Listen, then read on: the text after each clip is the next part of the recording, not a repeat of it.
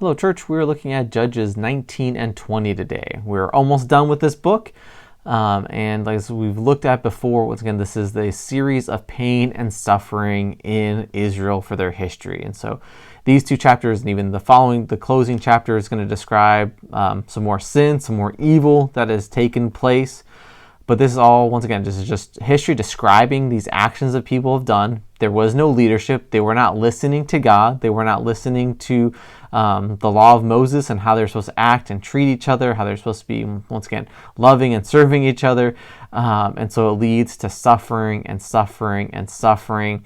Ultimately, to this point here, we have this civil war break out between the 11 tribes of Israel against the Benjamin for their evil. And so once again, we just see this repeated just heartache and breaking amongst the people of Israel because of their selfishness, because of their sin, because of them not listening to God, not having any leaders.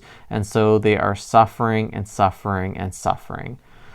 And so the encouragement we have from this, obviously this points to Christ and his perfect leadership into the perfect eternity where we're going to be saved from this.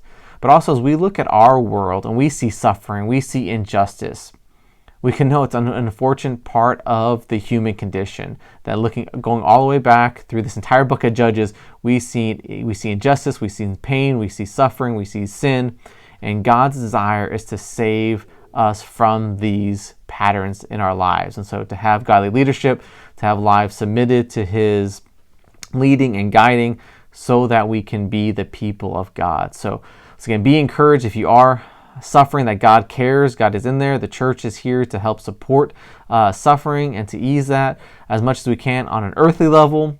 But also this helps set our focus on eternity, that as we see this suffering, we should long and groan for this world to cease so that we can enter into the perfect rest, the perfect peace of eternity with a God who loves us. All right, church, have a great day.